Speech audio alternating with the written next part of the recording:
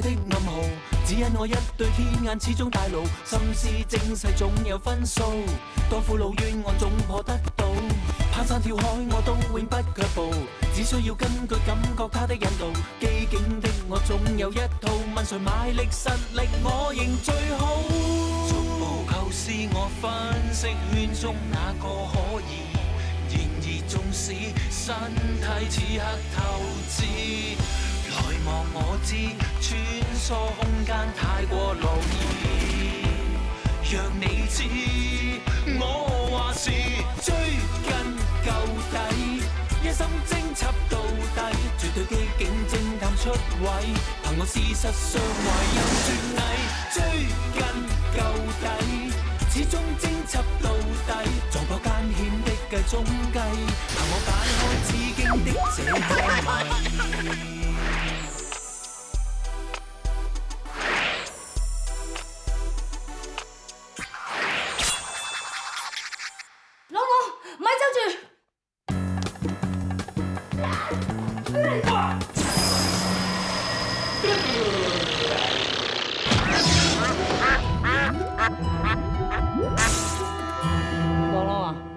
你究竟醒未嘅啫？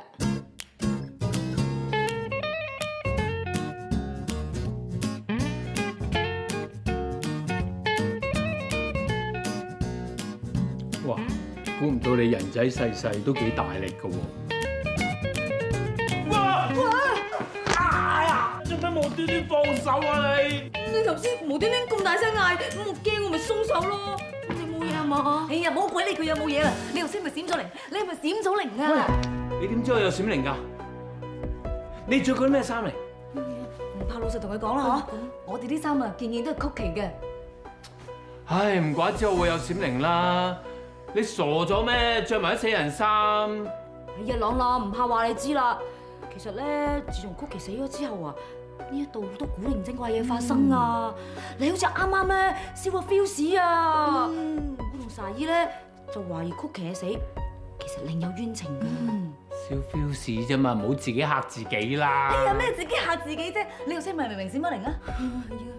咁你頭先究竟閃咗啲咩啫？我點知喎？我淨係見到啲鴨仔喺啲水度彈上嚟咯。咩啊？水嗰度有啲鴨仔彈上嚟，咩意思啊？我點知啊？哎呀，唔好理佢咩意思。總之咧，而家好肯定，曲奇係俾人謀殺，而且亦都解釋到點解曲奇啲怨氣咁勁。朗朗啊，你快脆啲幫曲奇揾個真正兇手出嚟啦！如果唔係佢又嚟搞我哋啊，我哋好驚啊！你睇我哋兩個眼袋大過散紙包，晚晚冇覺好瞓。哎呀，你睇下，真係好大㗎，我仲大啊！你睇下。真係撞鬼啊！呢一啲咧就係鑑證科嘅曲奇宿舍單位咧，搜證嘅時候影到個相嚟嘅。大家可以見到咧，喺呢個廳入面嘅窗咧，當時係打開咗㗎，位置咧就對正咗曲奇陳屍嘅地方。而喺窗框嘅位置咧，Ice 姐姐咧仲揾到幾組嘅指紋，證實咗咧係屬於曲奇嘅。而喺窗嘅對住呢一個位置咧，亦都揾到一對鞋喎。咁呢一對鞋咧，亦都證實咗係屬於曲奇㗎。同時咧，喺大廳嘅呢一個櫃入面，亦都揾咗一支開咗嘅紅酒同埋一樽安眠藥，同曲奇屍體胃入面嘅酒精同埋安眠藥成分咧係完全吻合㗎。曲奇好可能咧就係用紅酒送安眠藥，跟住咧就行埋個窗台嗰度，除咗對鞋，擒窗跳樓自殺。不過咧，其實呢單案入面咧仲有好多問題㗎。你哋知唔知點解咧夢工程啊會花咁多錢喺呢一棟大廈租咗2層樓俾佢哋旗下嘅藝人同埋經理人入住啊？我有睇八卦雜誌啊，佢話嗰棟大廈嘅保安咧好嚴密㗎，唔單止咧有閉路電視錄影喎，仲有24小時嘅射 Q 射住添啊！可能咧夢工程啊唔想嗰啲狗仔隊同埋啲瘋狂 fans 騷擾嗰啲藝人啩？但係問題咧就係高 Sir 咧已經睇晒當日所有閉路電視嘅錄影帶啦，亦都問過晒啲食 Q 喎，咁亦都證實咗咧曲奇當日咧喺傍晚時候出咗去之後咧就冇再翻過入嚟啦。曲奇喺自己宿舍度自殺，冇可能冇翻過自己宿舍喎。咁高材生有冇將呢一個疑點查清楚？高 Sir 咧好快就得出咗一個結論啦。根據著名嘅梅菲定律 （Murphy's Law），會出錯嘅地方就一定會出錯。好明顯，閉路電視影唔到曲奇幾時翻咗宿舍，只不過係保安系統有漏洞。佢咁樣啊太武斷。我覺得高材生又錯唔晒喎。呢個世界上乜都有可能出錯㗎啦。我咁小心啊，都會唔見一隻手指。撇一條件咁好啊，都會娶上美人嘅。哇！你講咩話？你知唔知講出有咩後果啊？嚇！睇嚟呢一個疑點就係今次破案嘅關鍵。我哋一定要肯定曲奇究竟有冇翻去呢個宿舍入邊。唔該5位青年幹探，潛入去宿舍大廈入邊，查下呢一個保安系統漏洞之謎。Yes sir。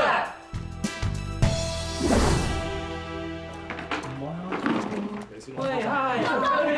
我哋啊！你一個二個收聲啊！做咩啊？而家趁墟啊！坐翻低。嚇，黃 Sir，究竟我班手足犯咗啲咩事，要拉晒佢哋翻嚟重案做咧？咩事啊嘛？你哋一個二個啊，自己同阿于 Sir 講，做咗啲咩好事？于 Sir，我同阿 Pat 諗住扮電梯工人，潛入電錶房，剪斷咗大廈閉路電視電線咯。我哋諗住啦，咁樣就冇人見到我哋偷偷地走入去夢工程嘅宿舍啊嘛。只不過原來人哋仲有獨立嘅供電系統，結果你哋兩個未走到嚟樓梯口就俾人捉住。喂呀，我咩都冇搞過㗎，我大搖大擺咁行入大堂，諗住用我嘅美人計電暈個實 Q 啫咩？結果淨係電暈咗個男嘅，但係個女嘅電唔暈之餘，人哋仲以為你係黐線婆，報警拉人。我見到佢哋啊，正門都入唔到去，咁我諗住喺後門用壁虎功擒入去咯。只不過日光日白，你扮到成個清風俠咁樣，金樣咯，係人都見到你啦。哈哈！我係最成功嗰個，我攞信啊派入信箱嗰度啊！我樣係咪好鬼似郵差？你扮郵差派信嗰陣時，一個唔小心俾個信箱戒親你隻手指，啲血咁啤啤聲咁噴出嚟，你俾自己好似嚇暈咗，仲要成個慣低砸親2個石 Q 啊！咁都得？聽到晒啦！身為警務人員，擅闖私人地方，刑事毀壞，蓄意傷人兼遊蕩。而家管理公司咧就正式向我哋提出咗投訴啦。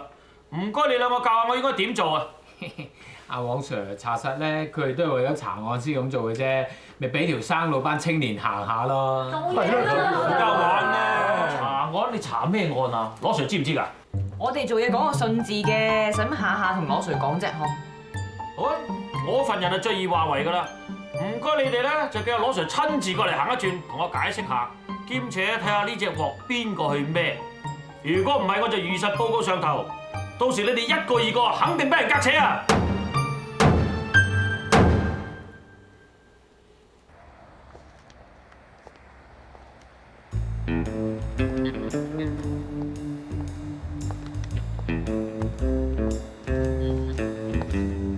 你睇下佢攞住嗰2個袋嘅牌子啊 ！BB 嘅搖股仔真係佢買俾佢㗎。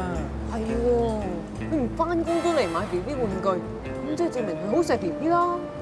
好，一於進行 B 計劃，令到羅 Sir 企翻身。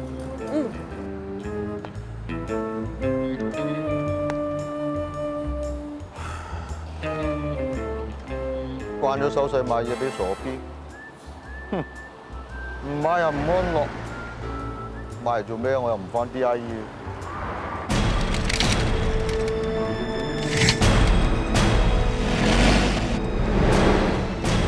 危險啊！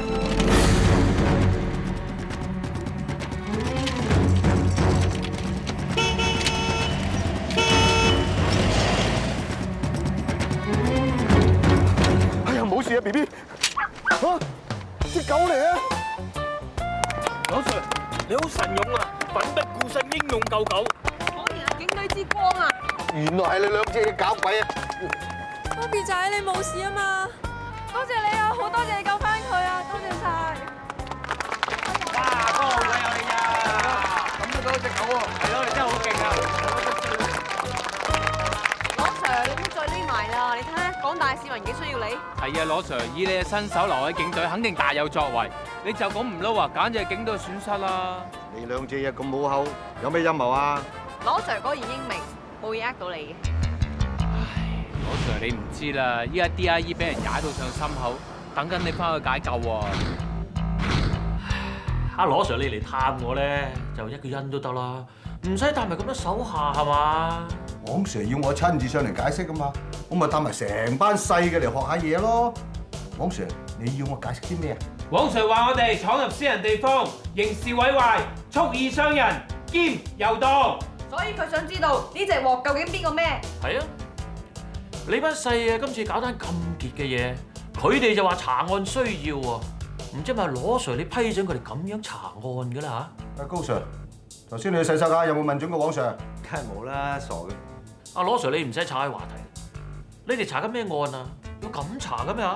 DIE 同重案組從來就河水不犯井水，我哋 DIE 咧從來就唔干涉重案組查啲咩案，所以我哋 DIE 查案亦無需向黃 Sir 你交代。冇錯，你唔需要同我交代。不過好明顯，從呢件事睇嚟，你係控制唔到你班下屬喎。既然你管唔到佢哋嘅話，咁我唯有向上頭如實報告，咁等上頭幫下你啦，隔扯晒佢哋，順便當警隊清理淤血啦。我睇黃 Sir 你有啲嘢搞到亂晒大龍，我先至係 DIE 嘅阿頭，我都未人炒我嘅人，你憑咩要求要夾扯我啲下屬？你係重案組嘅阿頭，你而家踩過界干涉我哋 DIE 內部嘅行政，你知唔知我隨時可以屈你？你咁講真係 Any questions? No? Let's go! 用命運較量，望向目標不需要你風向。這次跌低仲會哇！真係好耐冇操啊，周身骨痛攰到死啊！我咪仲慘，係咁依揼幾嘢啫嘛，就冇塊水晶甲啦。呱呱叫，我冇見阿傻 B 咁耐都未嗌慘，幾時輪到你哋嗌慘啊？第一晚羅 Sir 鬧人把聲咧，成間 DIE 有翻晒生氣啊！梗係啦，羅 Sir 係我哋 DIE 嘅靈魂人物嚟㗎嘛，冇咗點得啊？你哋唔使撐我鞋，我唔會好似費 Sir 咁請你哋食蛋糕嘅。哎呀，唔係㗎，我哋講真㗎，呢幾日咧冇咗爹哋你度咧，我唔知唔慣啊！啊！你終於喺我哋面前嗌佢做爹哋啦噃！你係傻女嚟嘅，咁大件事做咩咁遲先話我知？一日最衰都係我啦，搞到羅 Sir 當眾出醜，啤啤都係唔想加重你壓力先冇同你講㗎咋。咁你真係傻女啦！好彩我今次鎮得住黃 Sir，如果萬一真係嘈到想頂爺嗰度，我睇我都保你哋唔住啊！羅 Sir，我哋覺得曲奇呢單案實在太多疑點，所以我哋只決定查落去。係啊，我哋已經想盡辦法㗎啦，但都冇辦法可以突破到大廈嘅嚴密保安。所以我懷疑曲奇根本冇翻去宿舍。如果冇估錯，佢根本呢一單案都唔係自殺咁簡單。所以咧，我哋希望爹羅 Sir 你重新批准我哋咧，再查過福奇呢一單案嘅。嗱咁啊，頭先我對住外人咧就撐你哋嘅啫，但係呢單 case 啊重案組跟開㗎嘛，如果咁樣無謂再叉隻手埋佢啦。做咩事啊？傻 B 點樣喊啊？佢梗係聽到你話唔俾我哋查曲奇呢單案唔開心。傻 B 你而家係叔叔未決定啊！喂，如果萬一再繼續查落去，俾黃 Sir 揸住把柄，到時真係搞大件事就冇得掹㗎啦。其實咧，你哋又唔使驚喎，因為咧重案組而家查緊嘅就係曲奇自殺案啊嘛，而我哋 DIE 查緊嘅咧就係曲奇死前究竟有冇翻過宿舍案，咁兩單係唔同嘅 case 㗎嘛，重案組內我哋唔可嘅。咁羅 Sir 你而家可以俾我哋開 file 調查曲奇死前究竟有冇翻過宿舍啦。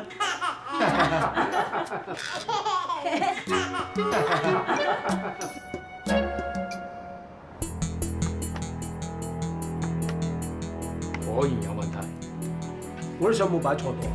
冇擺錯。不過就咁講你唔明，咩都應該扮住曲奇，我哋案件重演一次。好。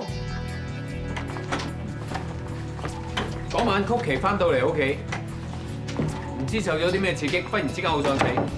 我唔想做人。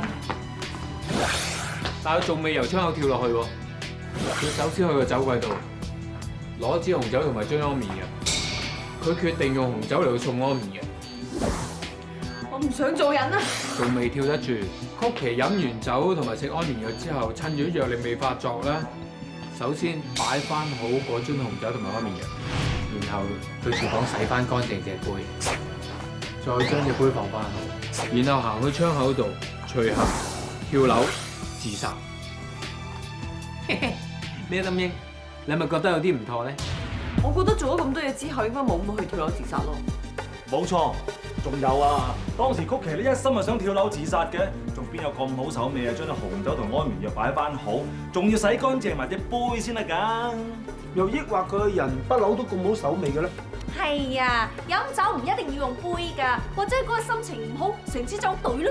嗱，我又問你啦，你心情唔好，成支酒就咁懟，會唔會懟完之後心情好翻，然後將支酒擺翻喺酒櫃度？經驗話俾我知，跳樓自殺嘅人都係因為衝動居多，好少好似曲奇咁樣做咗咁多嘢之後仲係跳樓嘅。咩林英，你都覺得呢個劇本難演落去，更何況係曲奇。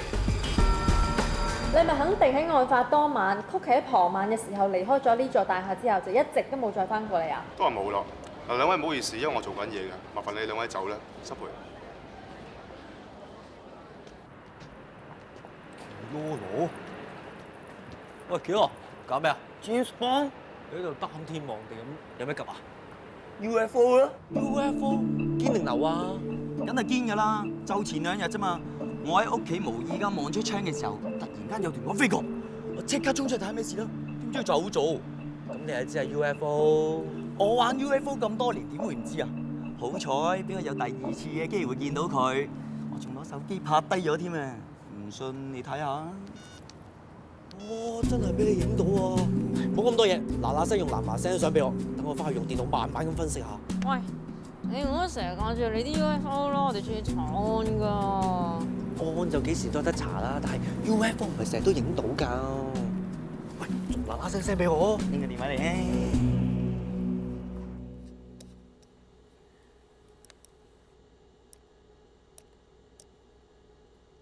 有冇搞錯？連我嘅終極圖像修復軟件都放大唔到隻 UFO， 你死人奇羅羅用埋啲垃圾手機影相。朱 Sir 啊，占士幫成朝喺度睇埋晒 UFO 相，唔做正經嘢，你快啲話佢啦！占士幫，你又唔啱啦。喂，你喺度睇咗成朝睇咩啫？我想睇清楚呢一隻係咩標啊！占士幫，你知我話嗰個咩大笨象軟件啊？係終極圖像修復軟件。喂，好似仲蒙過之前咁嘅。都未完成埋最尾一步。喂，咪住，呢個咪保加利個 logo 嚟嘅？保加利啲錶肯定食幾十萬一隻㗎喎。如果冇記錯啦，呢隻本仲係限量版嚟。曲奇只不過新進姐仔嚟嘅啫喎，佢有乜可能啊？有咁多錢買啲咁貴嘅錶啊？占士幫，放大戴住手錶嗰隻手嚟睇下。哇嚇！呢個曲奇啊，咁後生隻手仲巢過阿婆嘅。咁唔通 Leo 真係呃我哋？呢張相唔係曲奇嚟㗎？現場一解封啫，佢又即係上要攞翻呢半張相，睇嚟佢梗係要保守住一個秘密。Leo 同曲奇拍緊拖，佢一定會知道曲奇有飲酒同埋食安眠藥嘅習慣，而且 Leo 又有曲奇宿舍嘅門匙，佢絕對有可能係偷偷地潛入曲奇宿舍，推咗曲奇落街，然之後佈置個環境成為曲奇跳樓自殺咁樣。閉路電視顯示咧，當晚就冇陌生人出入大廈。如果真係要殺曲奇嘅話，除非係大廈本身嘅住客咯。照你哋咁講，咁住喺樓上嘅 Leo 係最大嫌疑喎。咁你哋即係話 Leo 好有可能係殺人兇手啊？如果曲奇嗰晚根本冇翻到宿舍，咩得咩假設就唔成立啦。我哋而家有疑兇啦，一於去查下 Leo 嘅背景，同埋睇下佢有冇不在場證據。無論如何，我一定要早過重案組破案。唉，我幾早極啊，都做唔過佢啫。金吊桶傳人蘇碧大師破天荒現身電視節目，到時將會公開破解曲奇神秘墮樓死亡之謎。張 Sir，麻煩你等一等啦。唔該。阿佩佩啊，可唔可以幫 Jo 做試一試位啊？我想睇啲光夠唔夠。哦。唔該你啊。孫醫師啊，我咁樣好啲啊，定係咁樣好啲啊？自然啲得㗎啦。哇！點解有針吉㗎？哼，你隻手擺唔啱位，咪俾針吉咯。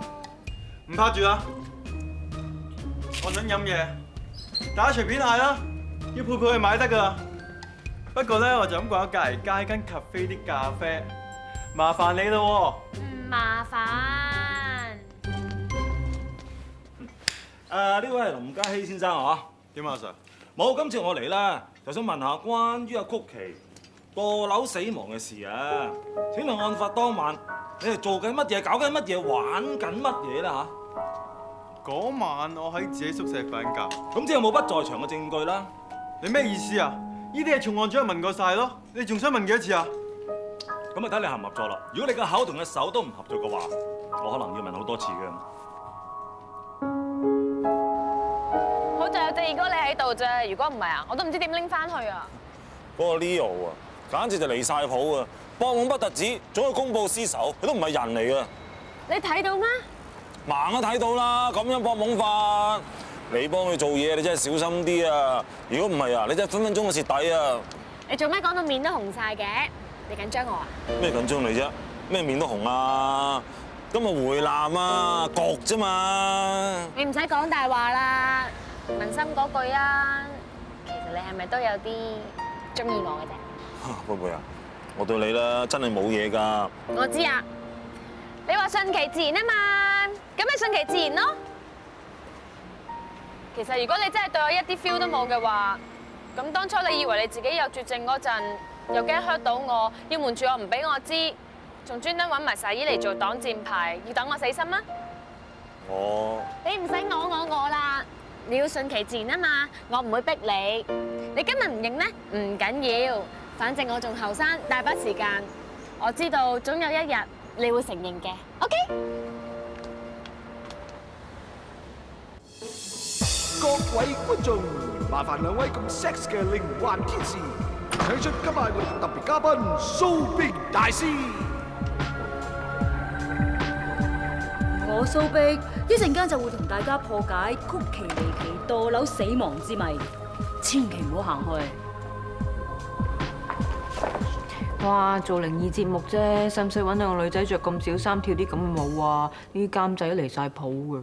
算啦，我哋嚟主要想聽下小月講咩啫嘛。你覺得唔順眼嘅，咪睇佢哋咯。蘇碧大師啊，你感應到啲咩啊？你知唔知道究竟曲奇點解要跳樓自殺啊？我感應到一股殺氣，曲奇佢應該唔係跳樓自殺嘅。Oh my God！ 唔係跳樓自殺，即係俾人殺噶咯喎！我感應到啊，呢股殺氣越嚟越大啊！嚇！我聽到啲聲，係一啲鴨嘅叫聲嚟嘅。殺死曲奇個兇手應該係同啲鴨有關係。蘇碧大師，你仲感應到啲咩添啊？我感應到啊！曲奇佢好想我幫佢揾個兇手翻嚟。曲奇佢好唔開心啊！佢話俾我知，佢部電影無啦啦俾人搶咗，佢男朋友都無啦啦俾人搶埋啊！曲奇嘅死肯定另有內情嘅，想唔想知道原因？記得聽晚同樣時間繼續收睇《靈幻世紀》啦！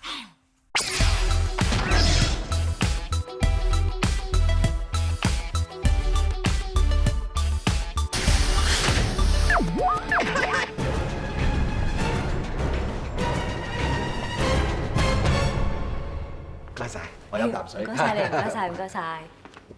喂，監製，點啊？過嚟先啦。咁啊唔係傾好咗多集嘅啫咩？做咩無啦啦加多集㗎？嗱，根據我嘅經驗咧，呢啲有晒包裝嘅節目咧，收視一定爆燈嘅。拍一集好嘥啫，再講啊，拍多幾集你又賺多啲錢，蘇碧大師你咪有問題啊嘛。咁既然啲觀眾中意咯，加多幾集都冇問題啦，監製。一言為定啦喎。好，再見。唔該晒，拜拜。喂，晶晶朗朗，點解你嚟咗㗎？你好似好受歡迎咁喎。唔係好似啊，係真係受歡迎啊！喂，我哋想知道咧，你頭先感應到啲係咪真㗎？喂，係你唔怕講我哋知啊！等我哋快啲幫阿曲奇揾到兇手都好啊嘛！哇！哎呀，我突然間個頭好痛啊！唔知係咪頭先咧用嗰啲感應力勁得滯啊？唔係啦，我要翻去眠一眠啊！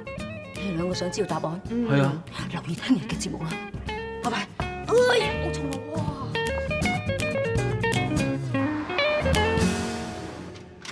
哇！哇！火燭啊喂！咪嘈啊！大師幫我開緊壇驅邪啊！驅邪？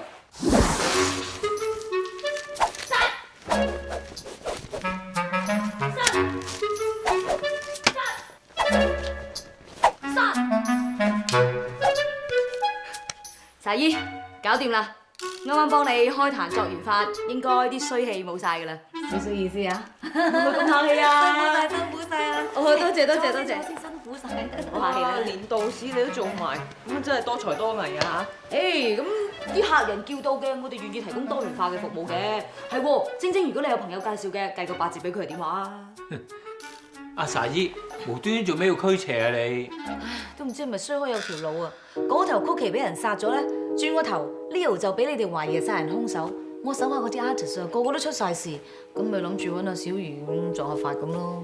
咁你又唔使咁擔心，我哋仲未有證據證明 Leo 就係嗰個兇手啊！切，冇10成都有9成啦。嗰個 Leo 啊，俾富婆包噶嘛，咁即係做鴨啦，認咗你個閃靈啊！但係你唔好唔記得啊！我哋仲未有證據證明到曲奇究竟有冇翻去宿舍啊！係你哋拗咩啫？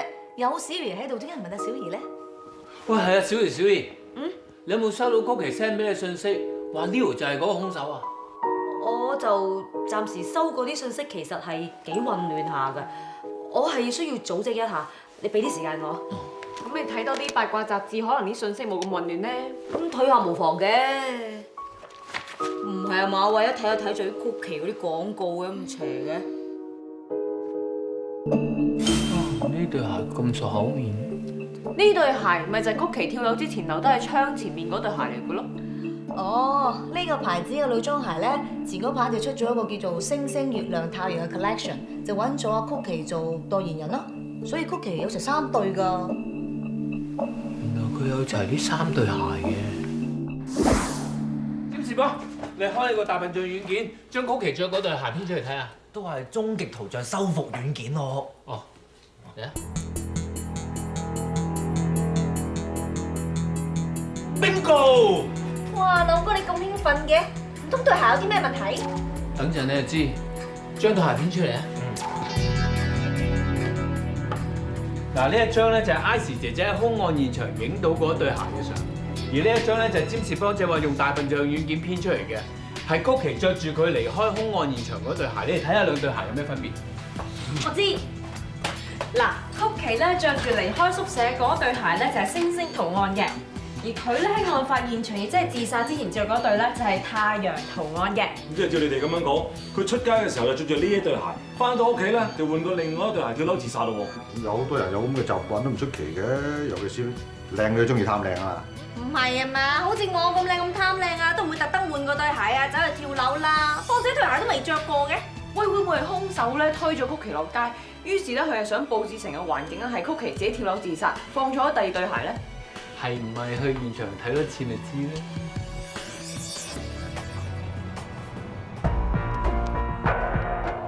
月亮圖案呢一對啊！喂，但係咧，查姨講過話曲奇有齊成個 collection 3對鞋喎。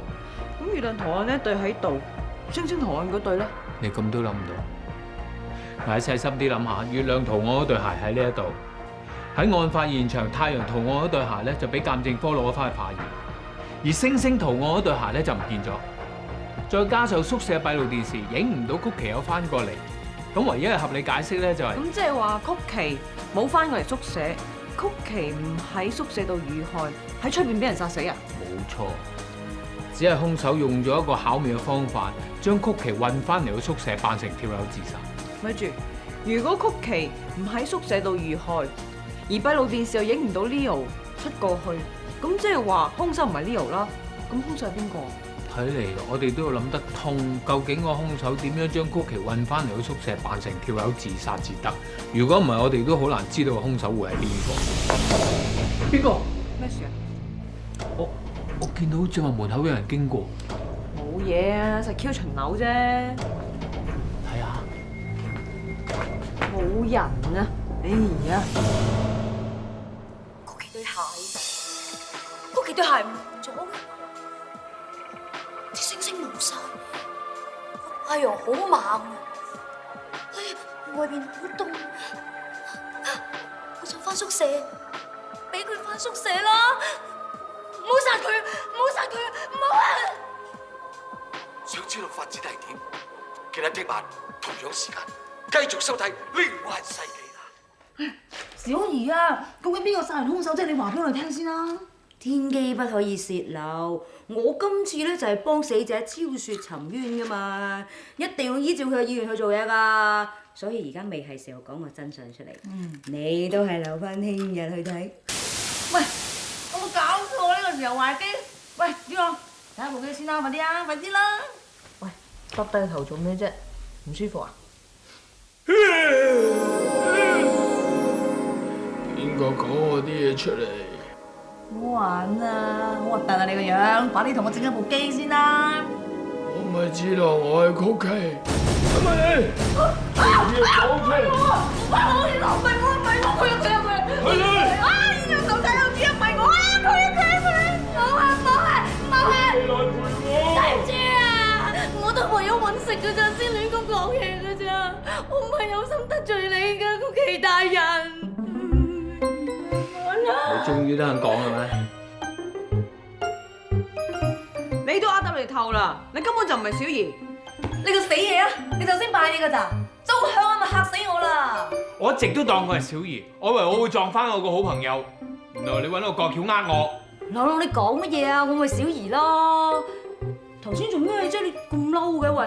你唔使再扮嘢啦！你都唔係小儀，都唔識得咩通靈感應，你根本就係跟蹤我哋，偷聽我哋講嘢，跟住喺個節目度講翻出嚟啫嘛！我哋睇個夢工程閉路電視錄影，見到你喺曲奇宿舍門口度鬼鬼祟祟，你仲有咩解釋啊？既然你知道真相咯，我咪講晒俾你聽咯。但係我唔係有心呃你哋㗎，係當初你哋見到我就話我係小儀咯。咁當其時有班江湖大佬追斬緊我，我咪順理成章過嚟呢度咯。啊，算啦算啦，我唔想聽你解釋啊！你走，我唔想見到你。我明嘅，我真係唔應該呃你哋嘅。我諗係時候要走㗎啦。朗朗，你都要保重啊！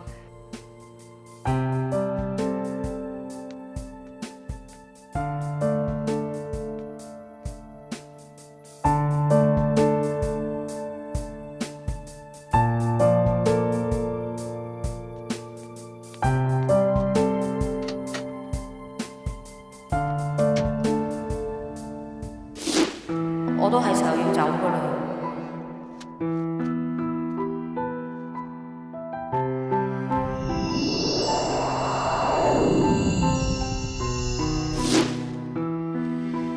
佢咧？走咗啦。唉，難怪朗朗咁嬲嘅，呃咗佢哋咁耐。咩事啊？點啊嘛？救命啊！喂，有冇人啊？救命！好彩冇事啫。喂，唔係啊嘛？救命啊！有冇人啊？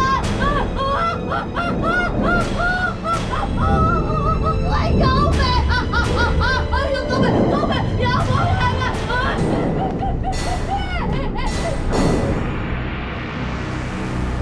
我冇事咯，好彩啫。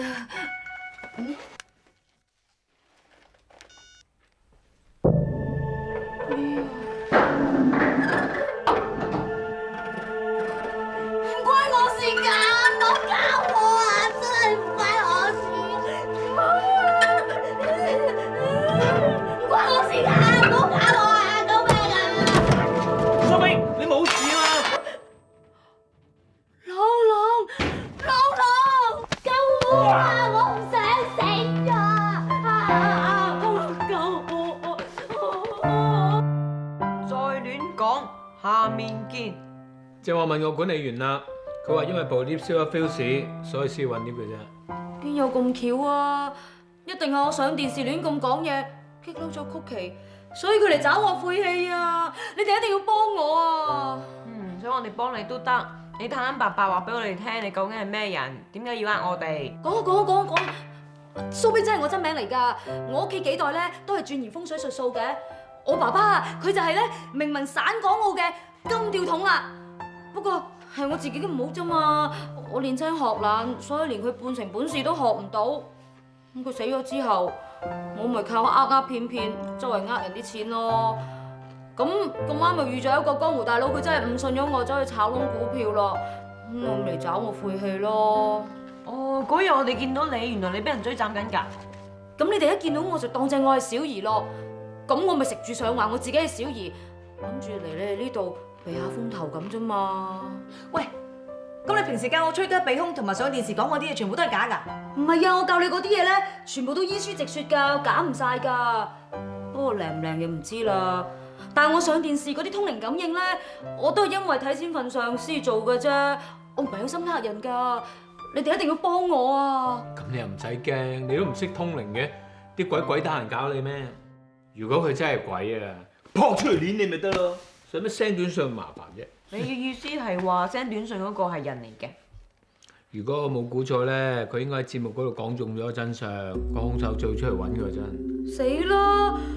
咁個兇手咪會走嚟殺人滅口咯！你哋要救我啊！抵你死啊！裝神作鬼不特止啊，仲偷聽人哋查案嗰啲料去做 show。唔係啊，曲奇跳樓死嗰晚咧，我真係親眼見到佢喺窗外面飛埋嚟㗎，我冇講大話㗎。咁你記唔記得究竟係幾時？佢係由邊度飛去邊度啊？記得我嗰晚咧，我就上珊姐嘅宿舍嗰度幫佢睇風水，然之後我就喺個相架個玻璃個反應嗰度見到曲奇飛埋嚟咯。跟住珊姐就接到電話，就話曲奇跌咗落樓咯。咁究竟點飛法啊？飛到咧條邊都豎直埋，好得人驚㗎。真係奇喎！曲奇平時好着緊佢把頭髮㗎喎，又唔電啦，又唔染，我未見過佢紮辮添㗎喎。做乜無端端臨死之前要紮咗條辮咧？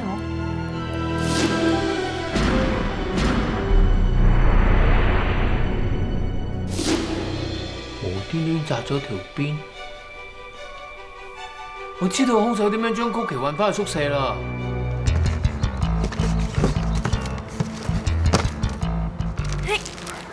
我話講嘅啫嘛，唔使真人 show 㗎。喂，今日你自己話聽唔明啊，叫阿于 Sir 嚟實地示範一次㗎嘛。你過少少啊，過少少。好邊啊？係啊。點啊？喂，我睇。得，揸住，朗哥搞掂啦。咦？唔見小鳳姐嘅？我喺度啊！開大家利是咩？整啲咁嘅嘢嚟。Sorry 啊，因為時間關係，我士多房就抄咗佢出嚟。嗱，論 size 同埋顏色都啱㗎，不過有多啲選擇㗎你。為免引起公眾不安咧，我都係揀個水樽算啦。我諗曲奇唔會介意嘅。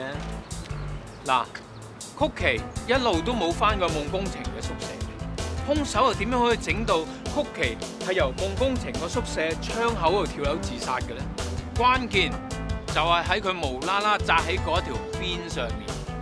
兇手就喺呢一棟宿舍對面工廠大廈嘅天台，然後綁一條魚絲，掕到去夢工程嘅宿舍，再引曲奇上去大廈天台，然後整暈佢，再將佢紮辮，然後將條辮勾落條魚絲度，就一路推佢出去，去到咁上下 cut 到。至於蘇碧所講嘅天外飛絲，只不過係曲奇條絲沿住魚絲咁啱得咁巧喺珊姐窗口嗰度滑過。咁啊，兇手咪即係用曲奇嗰條辮去吊起佢成個人咯？乜啲頭髮可以承受咁重嘅咩？我上網查過，係可以嘅，除非曲奇嗰個係假髮啦。係啊，甚至乎咧，嗰啲頭髮可以連貨車都拉低喐嘅。咁啊，就算係真係個條辮可以吊起成個人啊，但係點將條魚絲吊過個對面大廈咧？嚇，呢樣又唔難喎，睇戲都睇得多啦。嗱，一係咧就射箭啦、回力鏢啦，甚至乎打 golf 都得㗎。打 golf？上次咧，我揾阿 Leo 問話嘅時候，見到佢同阿 Jojo 拍緊一個高爾夫球嘅運動服廣告啫喎。佢拍廣告啫，唔代表是佢識打高爾夫。唔係喎，我睇過 Leo 個 blog 啊，佢同 Jojo 咧為咗拍嗰個咩鴨仔牌高爾夫球運動廣告咧，專登去學咗幾個禮拜 golf 㗎喎。鴨仔牌。我初步檢查過天台呢度，果然好似你哋估計，喺圍欄度揾到有綁過魚絲，又或者係啲有小繩索綁過嘅痕跡。咁即係話呢度係兇案嘅第一現場啦。跟住落嚟就要睇下兇手有冇喺度留低啲咩線索。我將以下時間交俾阿慈姐姐。係啊，你咁多個啦，唔打過點知唔識打啫？咪就係啦，但我真係唔識打高爾夫㗎喎。真係估唔到你咁唔掂啊！喺呢個 moment，我唔能夠再隱瞞我身份。等我警隊高爾夫球冠軍你，攞支棍俾我。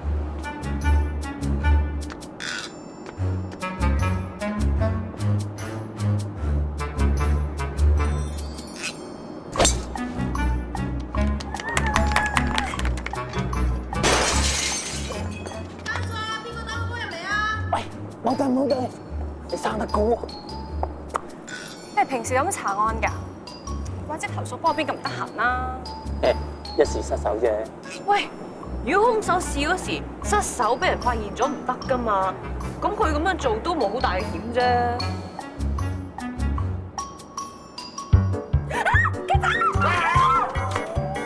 唔係嘛？連死曱甴都驚啊！都話人嚟噶嘛，好似你咁咩冰皮冰面咁樣，冇啲感情，咁啊死咗扁晒啊，核突啊！俾人咪咁大驚小怪啦，真係死人啊！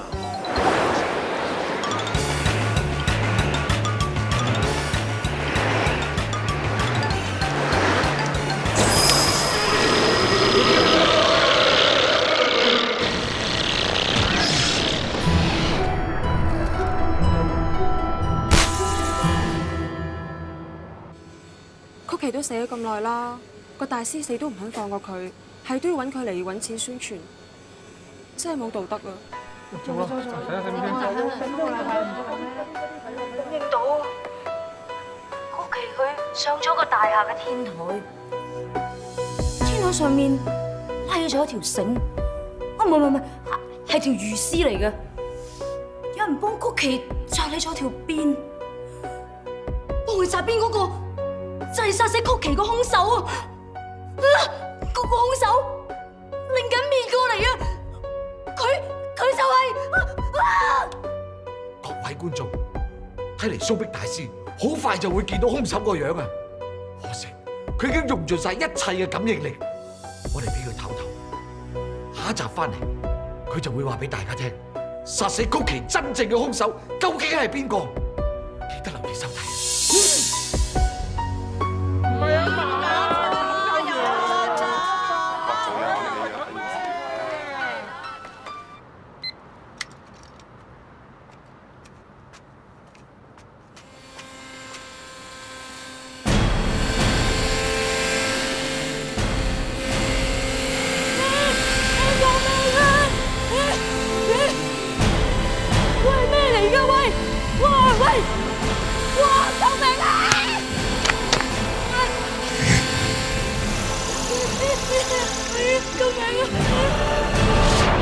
不必理解說古怪的暗號，只因我一對天眼始終大路，心思精細總有分數，多苦惱冤案總破得到，攀山跳海我都永不卻步，只需要根據感覺他的引導，機警的我總有一套，問誰買力實力我認最好，逐步構思我分析圈中哪個可以，然而縱使身體此刻透支，來望我知穿梭空間太過樂意，讓你知我話是追根究底，一心偵緝到底，絕對機警偵探出位，憑我事實上懷有絕藝，追根究底，始終偵緝到底，撞破艱險的計中計，憑我解開自己